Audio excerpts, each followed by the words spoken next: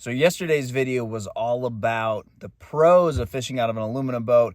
Today I'm going to give you some of the cons. I'm not going to give you any of the obviouses like it's harder to fish in rough water, it's slower, so it's going to take you longer. I'm not going to go into that. I'm going to give you specific tournament instances that I've run into in the last 8 years fishing out of a smaller boat with a smaller engine. So the first thing would be a scenario like, let's say, it's the middle of the day and you have to make a big change and go a long ways. That's really not possible in a smaller aluminum boat with a smaller motor. So here's the instance that I've run into on a bunch of different lakes. Let's say it's the fall, there's a lot of dead water, you have some good fishing maybe up the river, and you have some good fishing down the lake, but everything in between is just really tough.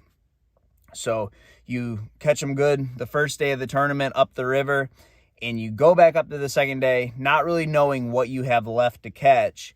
You get up there, you fish around for a couple of hours, and you hesitate on making your decision.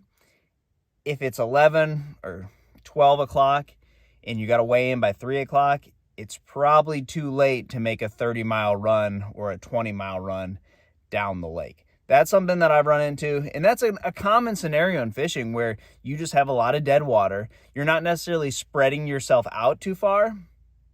There's just not that many options, within a close range. You have good fishing in one part of the lake and then 30 miles of bad fishing and then, good fishing up the lake. So that's something I've run into. Now, let's say you don't hesitate. You go and make that move first thing in the morning. You think to yourself, hey, yesterday was a good day, but there's nothing left there. Let's just make the run down the lake. So obviously the other boats that have 250 horsepower engines are going to get down to those spots sooner than you. Now, let's say your pattern consists of running into the backs of pockets. Let's say it takes you 15, 20 minutes longer to get down to your spot. Think about every pocket you run into. If you're just getting on pad in 2.5 feet of water and jetting out of there, those bigger boats are going to have to idle, who knows, 100 yards, 200 yards, 30 seconds, a minute idle every time they want to leave one of those pockets. You make up that 15 or 20 minutes you lost in top end speed heading down the lake, just getting in and out of those pockets. So really this isn't about, I just, don't have enough time.